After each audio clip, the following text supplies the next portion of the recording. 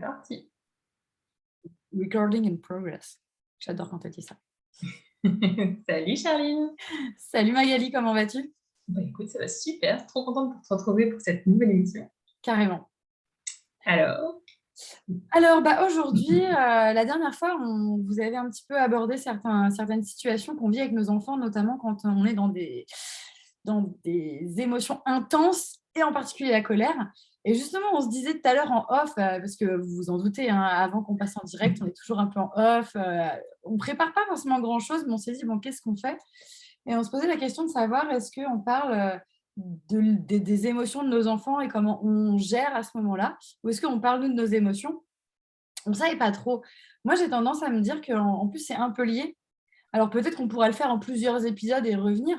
moi Mais je pense qu'il y a de quoi faire sur plusieurs épisodes, effectivement. probablement. Mais tu vois, je sais que c'est lié parce que forcément que mon émotion à moi et comment je vis mon émotion va avoir un impact sur la façon dont je vais réussir à gérer les émotions de mes enfants. Enfin, Tellement. ça crée un peu toujours comme ça des espèces de vases communicants, j'ai l'impression. Tu sais que pour rebondir là-dessus, du coup, ce matin, j'avais rendez-vous chez l'ostéopathe pour ma fille.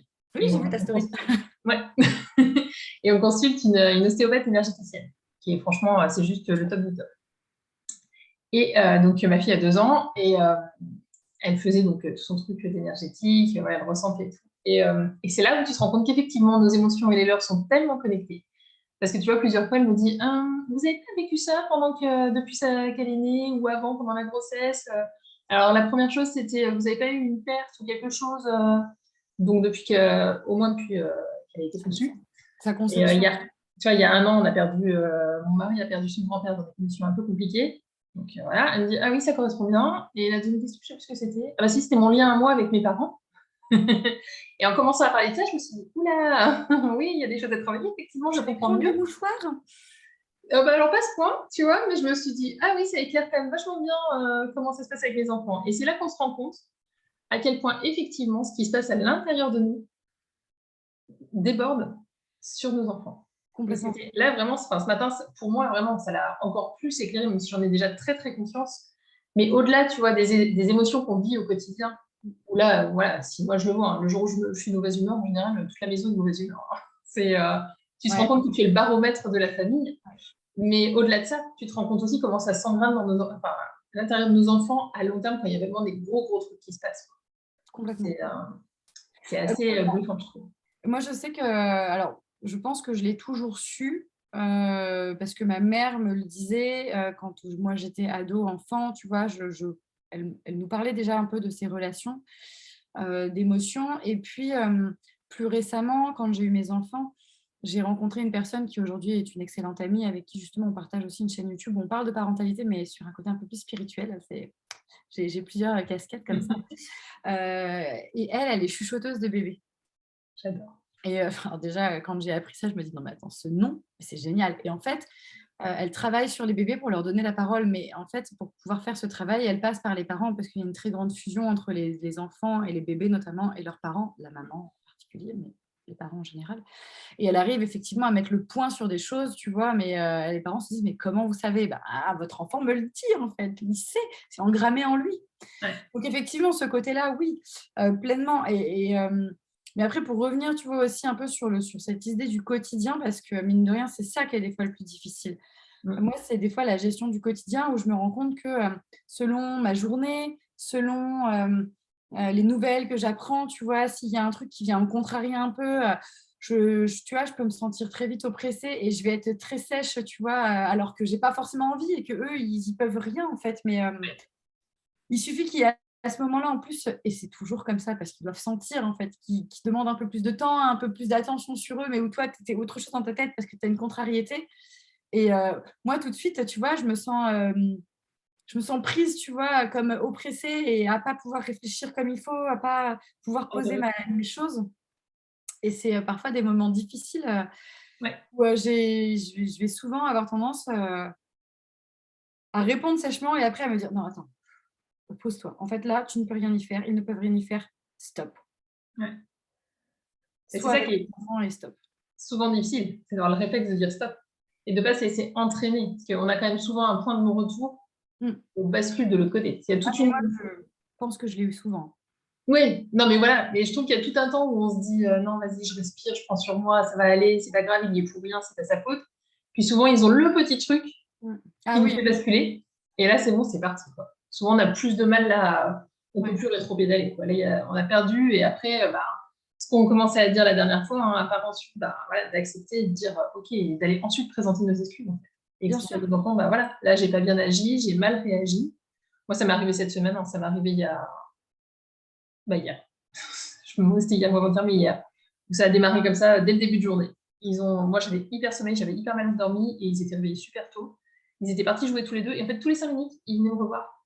Donc, moi, je commençais à me rendormir et toutes les 5 minutes, ils revenaient. Ce qui, au bout d'un moment, ça a commencé à m'énerver, tu vois. Et le point de bascule, c'est que ma fille a commencé à vouloir boire de l'eau dans le lit et qu'elle en a renversé la moitié dessus. Et là, c'était parti. Moi, j'étais hyper énervée. Du coup, ils sont partis jouer dehors. Ils ont bien senti, maintenant, on a senti que la paix était séquente. Et quand ils grandissent, ils commencent à se rendre compte à un moment donné qu'il faut. Ouais, Il me dit, mais après, j'ai vu, maman, quand t'as ouvert les volets, j'ai vu que Céline était en train de se calmer. Mais c'est marrant de voir aussi eux comment ils réagissent. Mais voilà, il y a vraiment le point où, pourtant, pour le coup, hein, ma fille, elle a vraiment pas fait exprès de renverser de l'eau. Mais c'est le truc qui, moi, m'a fait.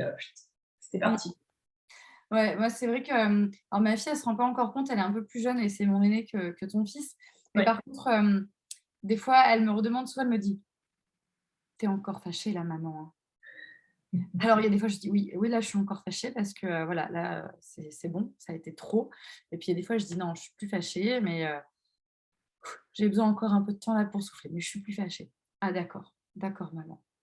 Ce qui aide aussi, là, tu vois, bah, ce que je disais là, c'est que tu vois, mon fils, il est parti jouer dehors avec sa sœur. Donc, moi, j'ai pu ensuite Mm. souffler, reprendre mon calme, venir me détendre et tout. Et du coup, rapidement, je suis revenue à un état beaucoup plus posé, beaucoup plus calme. Et effectivement, tout de suite, ils s'en est rendu compte, tu vois. Et après, ça a été. Mais quand ils sont tout le temps avec moi et que justement, ils n'ont pas cette capacité parce que eux, ça les a beaucoup plus déstabilisés, ça dépend aussi eux où ils en sont dans leur échelle du bien-être, et ben, ça peut être vite plus compliqué de redescendre. S'ils Oui. sont tout le temps autour de moi, que j'ai pas le temps d'aller souffler, d'aller prendre du recul, c'est plus compliqué quand ils sont avec nous Mm. d'arriver à attends, je vais quand même souffler avec vous. Et c'est là qu'il faudrait mettre en place des outils d'ailleurs pour souffler tous ensemble. Clairement, clairement. Ben, moi, ça, c'est quelque chose d'effectivement difficile parce que je les ai souvent avec moi et ils sont dans Ouais. des âges où ils sont en plus toujours en mode je tout tourne autour. Mmh.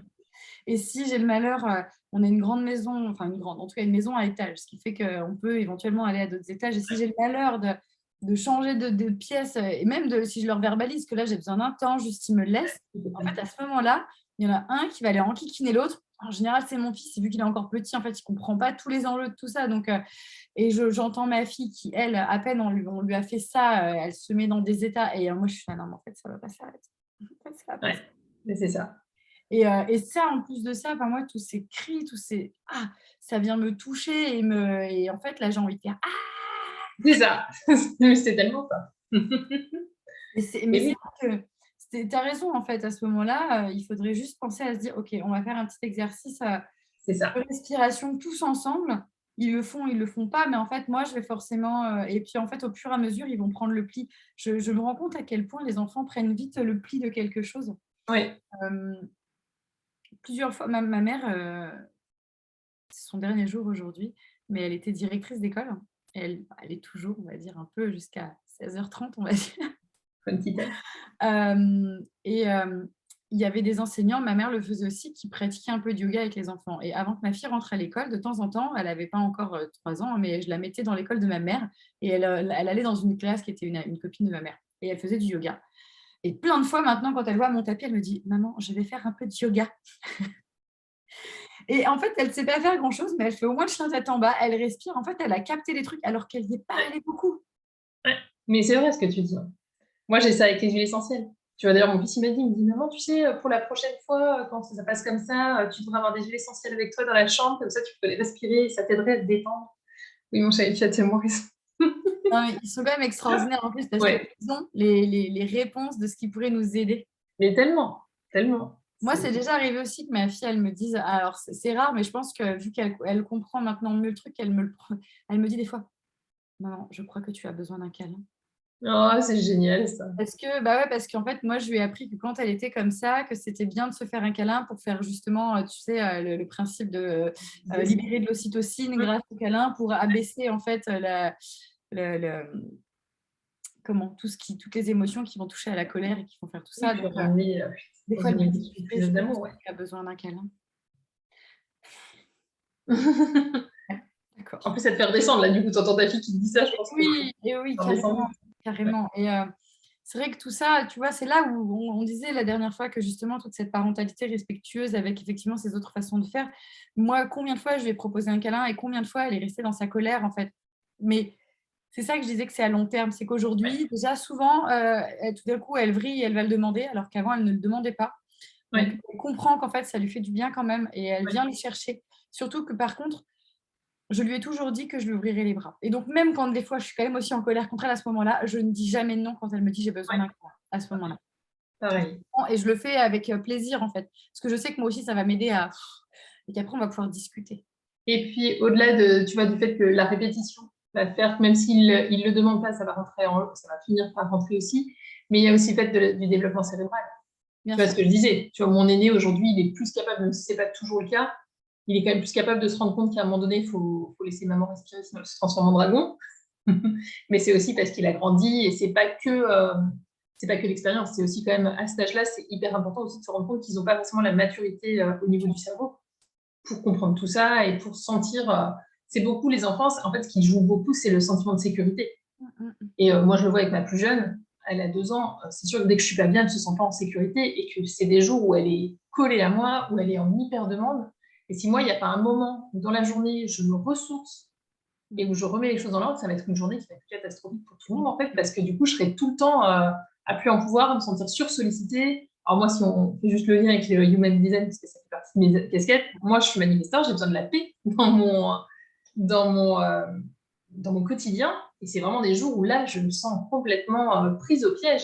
Et si j'arrive pas à trouver un moment, et ça peut être, hein, enfin, je sais plus si on en a parlé avant-hier, mais ça peut être par exemple juste de leur permettre de regarder la télé pendant 20 minutes, quoi. Bien sûr.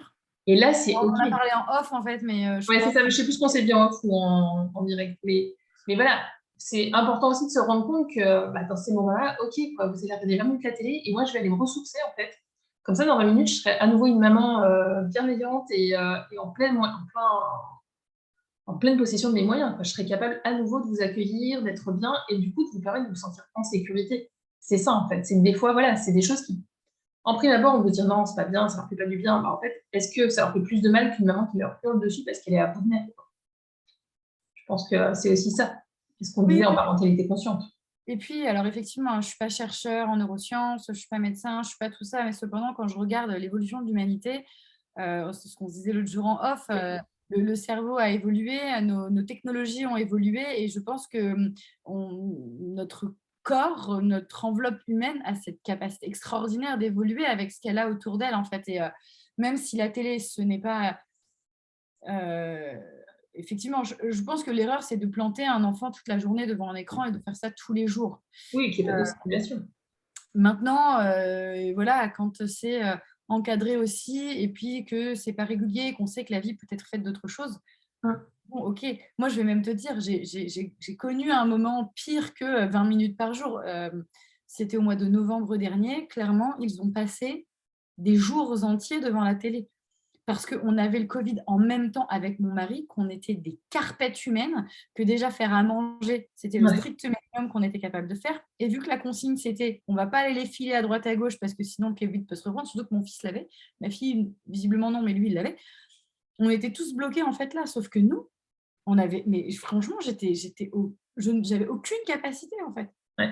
Mais oui, c'est ça. Mais il y a des circonstances qui font. C'était manger. Bah ok, sauf qu'en fait, ils ont compris qu'une fois que ça c'était fini, on essayait quand même le soir, quand on savait qu'on allait croiser personne, on fourrait tout le monde en voiture, on allait dans la forêt respirer un bon coup, tu vois, parce qu'on savait qu'on allait croiser personne et que ça craignait pas. Ouais. Mais voilà, on était dans une circonstance un petit peu hors norme, ben là, on fait avec. Ouais. C'est comme ça. Après, ça ne s'est pas reproduit depuis, à passer des jours entiers comme ça devant la télé. On essaie toujours de trouver plein de choses à faire. On a la chance, en plus maintenant, aujourd'hui, d'avoir un jardin, ce qu'on n'avait pas non plus à l'époque. On habitait en Ouais. appart. Donc, tu ne pouvais pas dire, va trépailler un peu dans le jardin tout seul pendant que je te regarde. De loin. Voilà, c'était pas possible non plus. Ouais. Mais Euh, oui, c'est ça. voilà, après, on s'organise avec ce qu'on a. Je peux complètement envisager que pendant ce confinement terrible, nous, à ce moment-là, on avait un jardin, on a switché à des moments, mais qu'il y ait des gens qui avaient, enfin, à part ça, Ouais. ils se tiraient tous une balle. Et ça, il faut aussi être très indulgent avec soi-même. C'est que moi, j'ai voulu, hein, être cette maman, justement, qui essayait de faire tout bien. C'était un peu l'envers de la médaille. Alors, je ne sais pas pour toi, mais moi, dans mon métier, il y avait plein de choses que je connaissais déjà, justement, sur le développement de l'enfant, de son cerveau, les bonnes choses à faire, la théorie de l'attachement de Bowlby, enfin voilà, toutes ces choses qui étaient hyper Ouais. importantes. Et donc, eh ben, j'avais cette espèce de truc de il faut faire ça, non, faut pas que je la laisse pleurer. Et je me mettais une pression, tu vois, Ouais. un truc, il fallait que je sois la mère parfaite, il fallait que je sois à tous les niveaux. Je pense qu'à à certains moments, je l'ai toujours, hein, il y a des trucs qui restent toujours un peu importants. Oui. Au niveau des repas, il fallait que tout soit toujours hyper équilibré. Je ne pouvais pas imaginer qu'ils mangent que des pâtes un soir, tu vois? Mais un jour, mon mari m'a dit: «Vas-y, on s'en fout, en fait. Enfin, ce soir, c'est pâtes au beurre, c'est pâtes au beurre, en fait». Ouais. Ils vont pas se mettre à excusez-moi de l'expression, ils vont pas se mettre à chier carré, quoi. C'est pas Mais grave. oui, non, mais c'est ça. Mais c'est vraiment ça. On se met souvent une pression d'enfer. Enfin, et je me retrouve dans ce que tu dis, parce qu'effectivement, moi, quand j'ai commencé à me former sur la parentalité, à apprendre justement sur les neurosciences, sur le cerveau de l'enfant, sur son développement, je commençais à me dire, mais non, je vais crier dessus, mon Dieu, je vais lui causer plein de problèmes. À l'âge adulte, comment il va se rappeler que c'était que ce problème-là est arrivé? Enfin, voilà, on commence à s'imaginer plein de choses. Et c'est là le piège, je pense, aujourd'hui, de ce qu'on appelle la parentalité bienveillante, Oui, c'est qu'on a envie de rentrer dans cette perfection. En fait, la parentalité, être humain, c'est pas être parfait, c'est juste faire de son mieux avec ce qu'on a et ce qu'on a à ce moment-là. Et il y a des jours, bah, ce qu'on a, c'est juste de les mettre devant la télé pour en revenir à ce qu'on disait tout à l'heure, en fait. Et c'est OK, quoi. La différence, c'est est-ce que mon enfant, il est toute la journée de 8h à 18h devant la télé, ou est-ce que, bah, il y a des temps où il est devant la télé, mais à côté de ça, il a la possibilité d'aller courir dehors, d'aller inventer des jeux, de passer du temps avec ses parents. Enfin voilà, c'est aussi tout le contexte autour bien sûr. qui va faire qu'il est nourri, en fait. Et Exact. la télé, ça peut aussi avoir du bon parce que ça peut aussi amener plein de choses positives, en fait. C'est pas forcément que le diable qu'on nous représente. C'est ce que j'allais dire parce qu'en plus, il y a télé, ça dépend un petit peu ce qu'on les fait regarder, hein. C'est sûr que si on les met sur YouTube avec, tout qui défile, il y a moyen que tout soit pas OK, en fait. Maintenant, si on est un minimum regardant, de ce qu'on diffuse, heu, ben, forcément que ça va être aussi différent, hein. Et puis, ça peut être intéressant de voir ce que l'enfant fait, en fait. Enfin, moi, je sais que pour le coup, tu vois, il est fan de Pat Patrouille, c'est pas forcément le truc le plus, enfin, c'est un peu en train de se terminer ça, mais voilà, c'est pas Oui, forcément le truc le plus, voilà. Pour autant, en fait, je vois aussi comment ça lui permet de s'inventer des jeux, de s'inventer un univers, de exact, construire des choses. Enfin, et je pense que c'est aussi ça qui est important, en fait, c'est qu'il exact. s'appuie là-dessus pour inventer quelque chose, quoi. Et moi, vu que les 2 ils ont regardé, en fait, ils jouent ensemble maintenant parce Comme qu'en si fait, ma ils fille, se pour le donnent des coup, elle a rôles. vu. Donc ça, c'est super cool. Et autre chose que je voulais rajouter, alors parce que la Patte Patrouille, justement, les miens ont beaucoup regardé aussi. Alors c'est sûr qu'effectivement, c'est pas le truc le plus évolué. Cependant, c'est un dessin animé que j'ai beaucoup apprécié parce qu'il n'y avait pas de notion de bien et de mal. Il y a Oui. effectivement des personnages qui font des petites carabistouilles, mais ils Mmh. ne sont jamais punis sévèrement. Ils ne sont Oui, jamais, on est toujours amis avec eux. On va quand même les sauver et venir en aide. Et en oui. fait, je trouve quand même que derrière, il y a quelque chose que j'aime bien dans la façon dont c'est abordé sur le côté quand même humain entre guillemets, bien que ce soit des chiots. Oui, oui, bon, après, il y aurait Mais, des pas dire en fait, aussi, je suis je trouvais d'accord. ça chouette. La médaille un peu, enfin l'envers de la médaille de ça, et même si je trouve ça bien. Le truc, c'est que, ben, je sais pas toi, tes enfants, mais moi, ma fille, elle ne peut pas regarder de dessins animés où il y a des méchants, en fait. Ah, moi, c'est pas évident, ouais. Ça commence à Il y a venir. un méchant, elle a peur, elle veut pas, donc en fait, les Disney, c'est niet, parce que Ouais, Disney, il y a une notion de gentil et de méchant. ouais. Donc on a essayé, certains avec mon mari en regardant avec eux parce que, tu vois, ça nous semblait mais il y a rien à faire, en fait. C'est à peine on commence le film, on voit la tronche du méchant: «Ah non, je veux pas». Ouais, Bon, bah, on coupe. OK. ouais. Et Après, moi, mon fils, il est comme ça. Après, je pense que c'est aussi lié à son côté hypersensible. oui, bah, pour elle, je pense aussi. Puis moi, je vais pas la blâmer.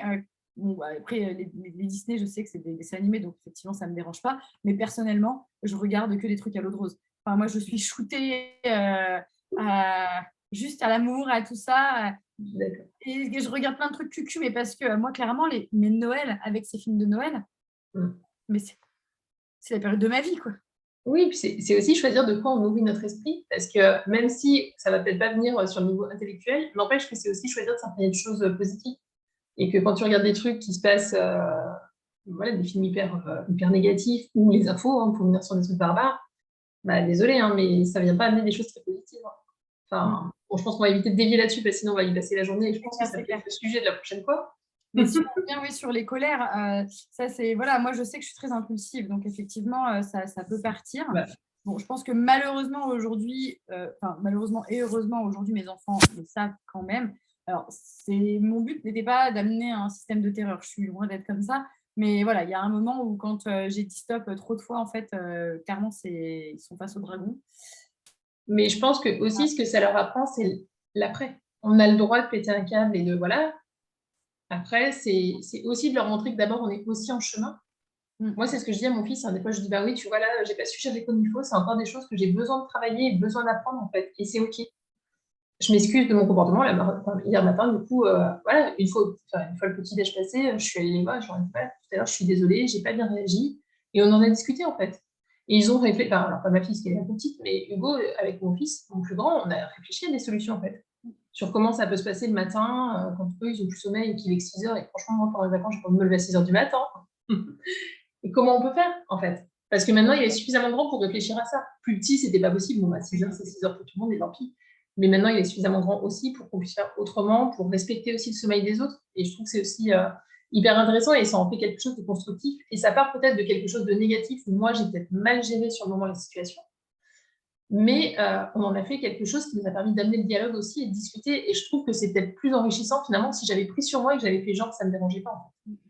C'est aussi important qu'ils voient qu'on ait des émotions et que, en tout cas, on traverse des émotions et que ça peut amener quelque chose et que derrière, il y a du dialogue.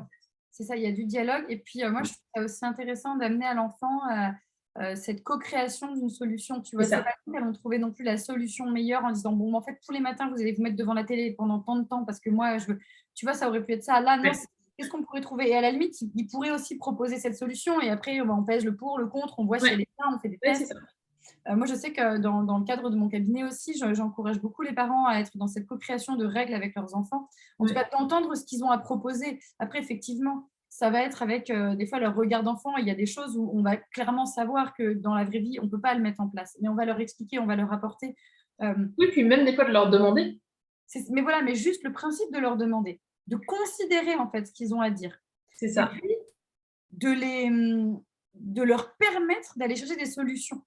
Parce que, en fait, tu sais, moi, je vois les ados, on leur dit toujours, non, mais voilà, puis ils n'ont rien à proposer, machin. Est-ce qu'avant ça, on leur a appris à être fort de proposition? C'est ça. On se plaint, et même des jeunes adultes, par exemple, où on va dire, oui, non, mais là, ils ne pensent pas à ça, ils sont machin. Alors, bon, déjà, il y a toujours l'histoire du cerveau, parce que, au passage, on rappelle quand même que le cerveau humain, c'est 24 ans minimum la maturité. Et là, ce que j'entends autour de moi, on tend à dire que ça irait vers les 30 ans. C'est un peu violent. Et puis, je pense que ça dépend comment il a été traité en plus. Et en plus, ça dépend comment il a été traité, c'est sûr. Puis ça dépend du travail qu'on va choisir de faire sur soi également pour plus tard. Donc, en fait, bon, de toute façon, le cerveau, on sait aussi qu'il a une plasticité. Donc, en réalité, il est toujours modifiable de plein de choses. Il est toujours en évolution.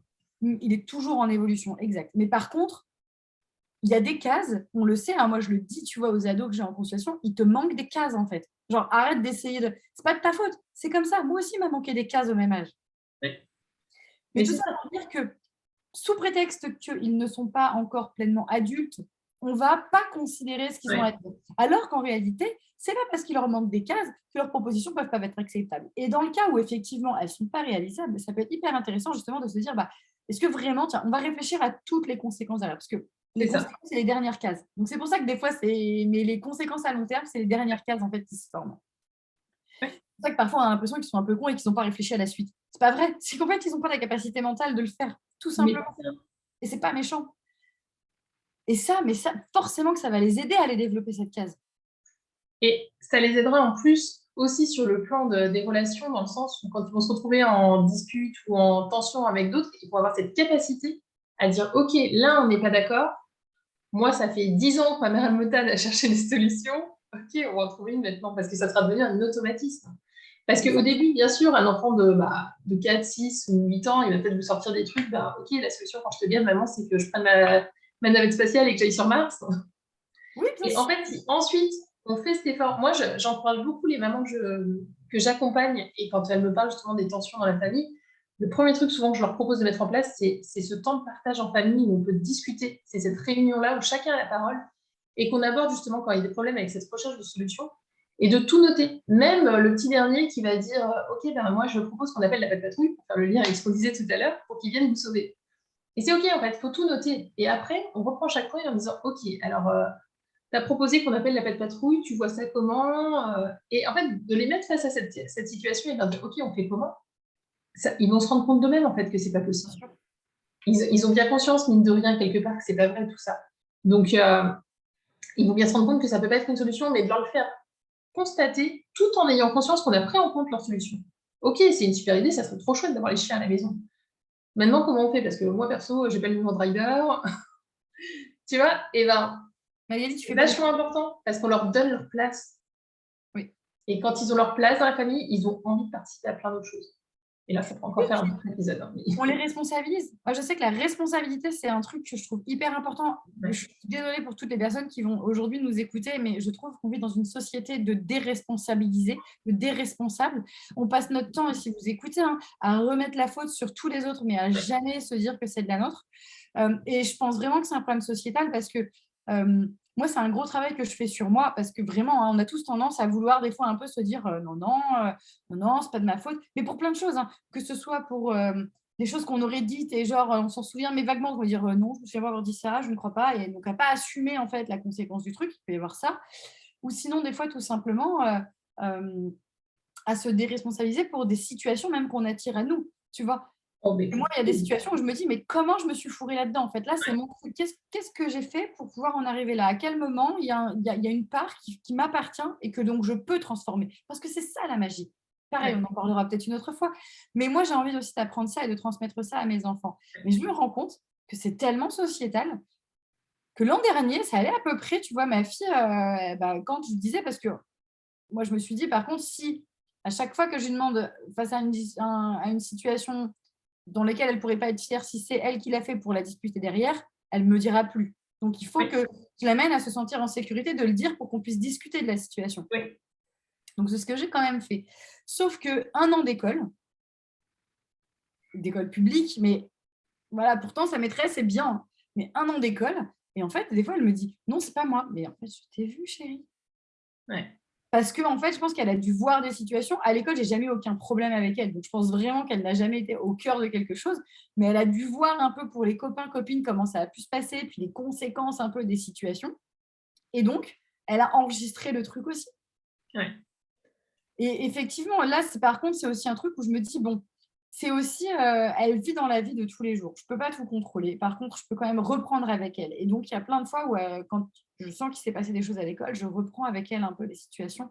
Mais ça, se responsabiliser et donc être responsable de ses émotions. On en revient aussi à ça. Il y a un moment, quand on vient justement s'excuser, c'est qu'on prend sa part de responsabilité et qu'on est responsable de nos émotions et qu'on dit, OK, oui, là, j'ai pas géré. Parce qu'en fait, je suis humaine. Tu vois, c'est comme toi, quand ça pète, en fait, tu es humain. Et ça n'en change rien à l'amour qu'on peut se porter. Toi, quand tu t'énerves fort contre moi, tu m'énerves toujours. Moi, quand je m'énerve fort contre toi, je t'aime toujours. Ça ne me changera jamais. Par contre, ça, c'est aussi une notion importante que je fais en sorte de toujours leur répéter, en fait. Oui, complètement. Leur rappeler qu'on les aime et qu'ils sont en sécurité. Moi, je trouve que c'est les deux notions que je leur rappelle le plus souvent, franchement. Oui, que ça ne changera jamais. Ouais. D'ailleurs, si vous ne le savez pas, et je pense que ce sera l'objet peut-être de notre prochaine rencontre, Ouais, parce qu'on a déjà quelques-unes. écoute ce live, mais c'est justement parce que vous êtes leur figure de sécurité qui pète des câbles avec vous. Ah oui, ça c'est intéressant, ça, effectivement. On peut se le garder pour une prochaine fois. Mais carrément, et on ne va pas le développer là, mais retenez ça. Ouais. Ils sont avec vous comme ça, justement parce qu'ils savent que vous les aimez. Inconditionnel. Inconditionnellement. Mmh. Alors ça, cette notion-là, tu sais, elle est dure. On en reparlera aussi parce que moi, il n'y a pas très longtemps, j'ai rencontré, alors c'est un adulte, mais j'ai découvert qu'il y avait des parents qui n'aimaient pas inconditionnellement. Je peux t'assurer que je suis tombée de ma chaise de ouf. Hein. Mais parce que pour le coup, l'amour inconditionnel est aussi lié à l'amour qu'on se porte à soi-même. Ah ouais, bah là, je pense qu'il doit y en avoir beaucoup. Mais résultat, c'est aussi pour ça que je pense qu'il y a plein de parents, on parle beaucoup d'amour inconditionnel dans notre société, et en vrai, je pense que c'est faussé parce que dès que leurs enfants, ils ne rentrent pas dans leur cadre. Ouais. Oui, mais complètement. Mais il y a beaucoup de parents qui sous-entendent aussi, plus ou moins consciemment, que bah, si tu n'as pas de bonnes notes, je ne serai pas très fière de toi, je t'aimerais moins, même si ce n'est pas dit de cette façon-là. Ouais, je sais. Mais là, c'est intéressant d'aller voir son propre amour. Tu vois, j'ai fait un podcast là-dessus il y a 15 jours. Oui, bien sûr. Mais moi, quand j'ai en consultation, j'ai parfois des parents comme ça, parce que je travaille beaucoup avec des tu vois, tous ceux qui passent le bac, le brevet, tout ça. Et à chaque fois, je t'assure que quand j'entends certains trucs, mais j'ai mon cœur qui est brisé en 1000 morceaux, tu vois. Euh, et pour le coup, je n'ai pas hâte que ma fille rentre dans ce système de notes parce que je sais, il y a une part de moi qui sait que je ne réagirai pas avec cette volonté qu'elle soit la première parce que moi-même, je n'ai pas excellé à l'école et ça ne remet pas du tout en question mon intelligence et je le sais. Ouais. Je ne remettrai jamais ça. Mais en même temps, j'ai parfois la sensation qu'on est tellement oppressé par l'école derrière qui éventuellement te dit non mais là elle n'est pas au niveau, non mais machin. Ouais. Je pense qu'il y a une part, voilà, moi j'ai pas envie de la, excusez-moi pareil des termes, mais j'ai pas envie de la faire chier le soir avec les devoirs. En fait, c'est ça, rentre à la maison, amuse-toi en vrai. Mais tu vois, nous, c'est aussi On a fait chier aujourd'hui en étant 6 heures assises à une chaise. Et c'est ça, nous, c'est pour ça qu'on a fait le choix de l'école Steiner, tu vois. Ils n'ont pas de devoirs avant leurs 10-11 ans, tu vois. Là, on a eu la réunion pour la première classe qui correspond au CP dans le système classique. Et justement, ce que nous disait celle qui va être leur professeur l'année prochaine, dit alors, nous, les devoirs, il n'y en a pas. L'année dernière, ils m'en ont demandé. Donc, les devoirs, c'était de sauter à la corde à sauter. Et si, une fois, ils ont eu un devoir, parce qu'ils avaient été, ils vont tous les vendredis, vont en forêt. Et ils ont détruit une fourmilière. Et elle était franchement pas OK avec ça. Donc, elle leur a dit OK. Donc, le travail que vous allez avoir ce week-end à la maison, ça va être de chercher à quoi servent les fourmis, en fait. Vous allez faire une recherche pour comprendre et ne plus répéter ce mot-là, ce geste-là. Mais voilà, ça va pas au-delà de ça, tu vois. Il n'y a pas de devoir de façon habituelle et il n'y a pas de notes. Donc, tu vois, les notes, elles doivent arriver.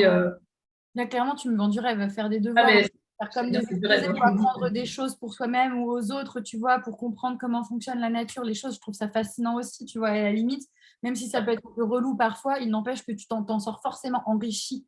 Mais tellement.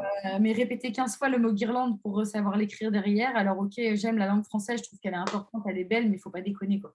Bah, tu vois, je fais vite fait le rapprochement avec ça, mais donc je te dis, on a eu la réunion pour la première classe, donc ils nous expliquaient comment allaient se passer les enseignements, parce que pour ceux qui ne connaissent pas, Steiner, les 3 premières années, donc ce qui correspond nous au jardin d'enfance, qui fait les écoles maternelles dans le système classique, il n'y a aucun apprentissage concret. C'est-à-dire qu'ils ne s'assoient jamais à une table pour faire quoi que ce soit. Ils ont du dessin s'ils le souhaitent, ils ont de la peinture une fois par semaine, mais en dehors de ça, c'est que ce qu'on appelle travailler tout ce qui est motricité fine et motricité classique. Ouais, comme des petits Donc en gros, ateliers, quoi.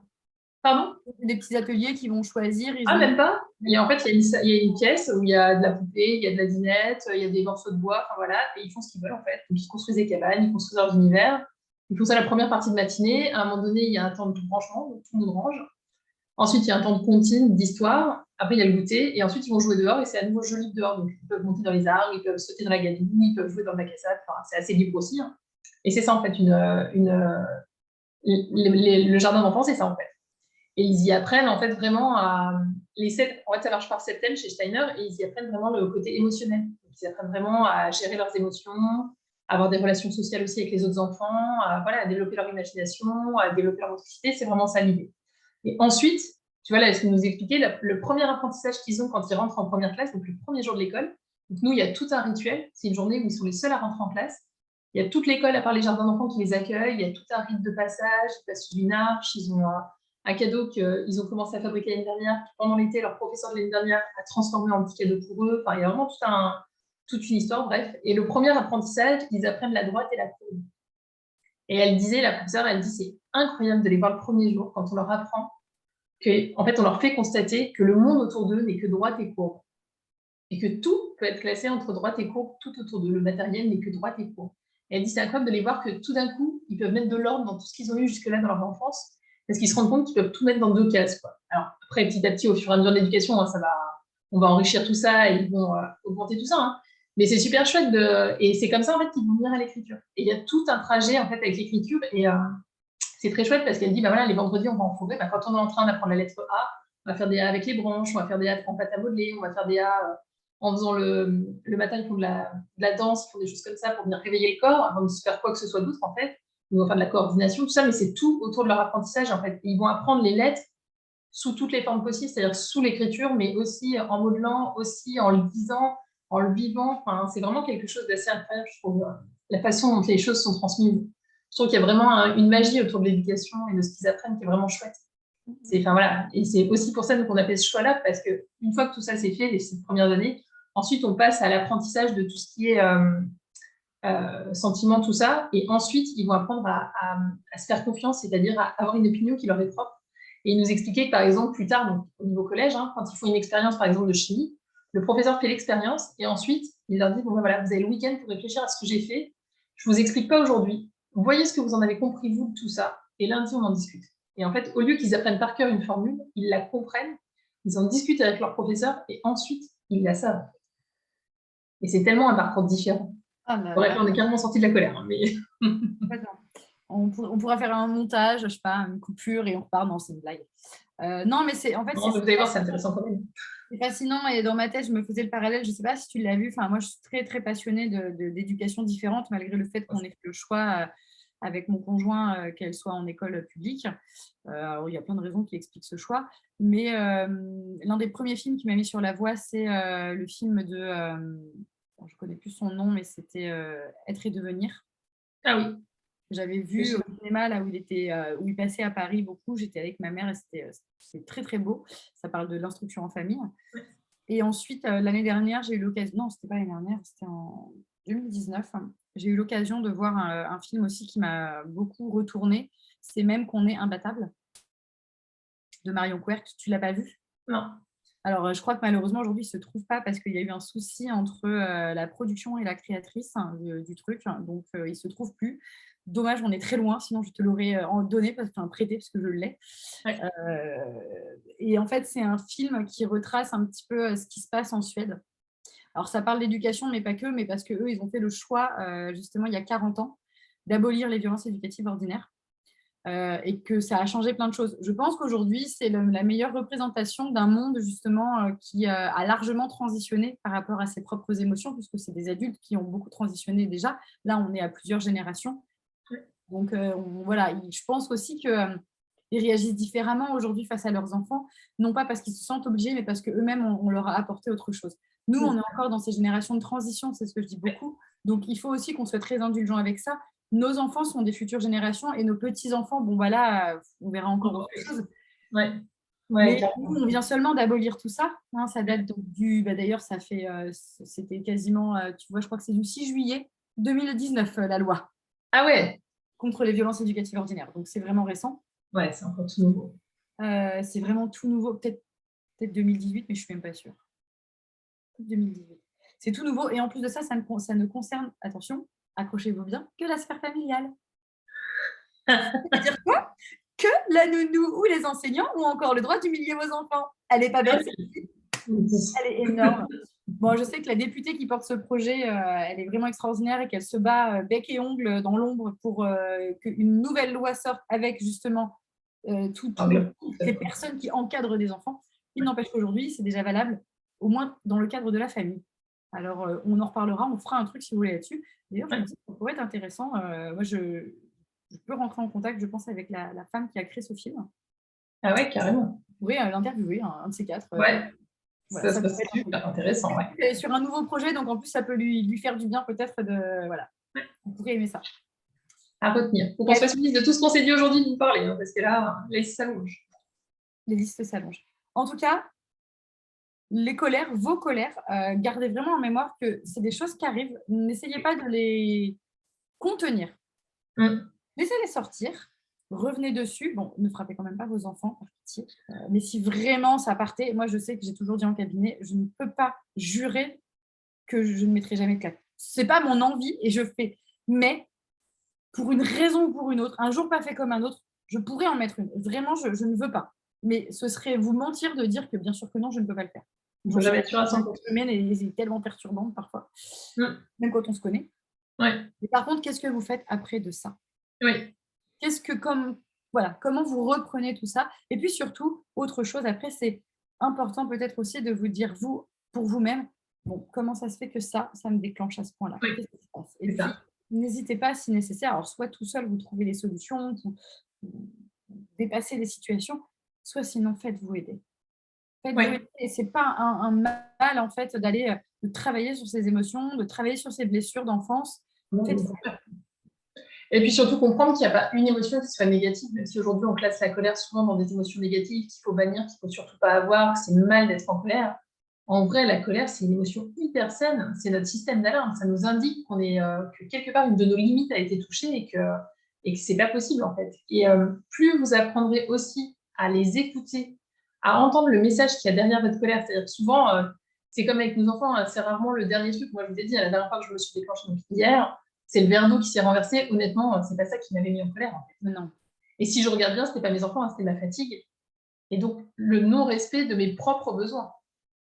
Et c'est ça qui est intéressant d'aller voir, parce que du coup, une fois que je comprends ça, je me dis, OK, je sais que les jours où je dors pas assez, je suis plus susceptible de déclencher. Donc, comment je fais pour soit suffisamment dormir, soit les jours où je suis fatiguée, comment je fais pour mettre des barrières de sécurité entre mes enfants et moi pour que justement, j'en arrive pas là. Et ça aussi, avoir des activités adéquates, tu vois, où tu puisses te poser un peu, tu vois, ça va pas te demander une grande vigilance. Tu vois, oui, vraiment, par exemple, quand je suis fatiguée, je me lance pas dans une activité peinture. Oui, tu m'étonnes. Comme je te dis. Par contre, éventuellement, je vais les emmener faire du vélo. Parce que même si je suis fatiguée, même un peu physiquement, ils vont eux aussi se dépenser, ils vont être sur leur activité. Moi, il faut que je sois vigilante à leur sécurité, mais presque j'ai moins de vigilance que oui, d'être dehors. Rien que le fait d'être dehors. D'être dehors, bah oui. Ça nous change tout de suite, on change carrément Je vais au parc où je fais un truc et au parc, je me pose sur le banc et je regarde en étant un peu. Oui, mais c'est ça, c'est de voir ce qu'on peut faire à ce moment-là. Ça peut être superviser une activité où, effectivement, moi aussi, je suis assez d'accord, j'évite la peinture dans ces cas-là parce que c'est le truc qui va finir de me faire déborder. Ouais. Mais voilà, il y a des choses qui sont faisables. Et si besoin, ça peut être, comme je le disais tout à l'heure, ça peut être 15 minutes de télé s'il n'y a pas de moi. Enfin, je dis 15 minutes, mais ça peut être autre chose. Mais voilà, ou ça peut être de mettre une musique et de se mettre tous à danser comme des dingues. Et ça aussi, ça peut être un truc qui va te défouler, qui va faire sortir ce trop-plein d'énergie. Parce que la colère, c'est aussi une énergie qui monte en nous. Et quand on ne sait pas comment la faire sortir, en fait, la parole, c'est juste un moyen de défouler toute cette énergie. Donc, ça peut être aussi de voir comment on peut faire autrement. Mais là, on peut encore repartir sur 1 heure, en fait. Non, mais c'est fabuleux. En fait, ce que j'aime, c'est qu'il y a 1000 sujets et que, voilà, on va pouvoir aussi, nous, des fois, nous apporter des clés parce qu'il y a peut-être aussi des fois où on ne va pas penser à certaines choses. Et vous aussi. Puis surtout, faites-nous part, en fait, de vos expériences, de ce que vous avez des fois mis en place, de ce que vous aimeriez qu'on aborde aussi, tout simplement. Parce que là, on va un peu aborder des sujets, mais c'est aussi le début. Maintenant, s'il y a vraiment des choses qui vous tiennent à cœur, bien sûr, venez nous en parler. On se fera un plaisir de vous répondre. Dites-nous aussi s'il y a des choses dans ce qu'on a dit qui vous ont aidé, qui vous ont amené à notre éclairage, qui vous apportent. C'est chouette aussi pour nous d'avoir ce retour-là. Oui, bien sûr. N'hésitez pas. C'est toujours super Voilà, intéressant. si vous avez appris des choses, vous vous dites, mais bien sûr, c'est bien sûr, mais merci pour cette projecteur. C'est avec toujours chouette pour nous. Puis n'hésitez pas à partager si ça vous a plu. Oui. C'est chouette aussi. Important. On ne dit pas qu'on le garde pour soi, on partage à toutes les copines. C'est ça. Ou même papa, copain, qui vous voulez. Ouais. Oui, moi, c'est souvent que je partage à mon homme. Il faut que tu regardes ça, c'est hyper intéressant. Ça va t'apporter des solutions. Carrément. Bon. Magali, merci. À bientôt. Plaisir, à bientôt. Belle journée à tout le monde. Belle journée. Bye bye.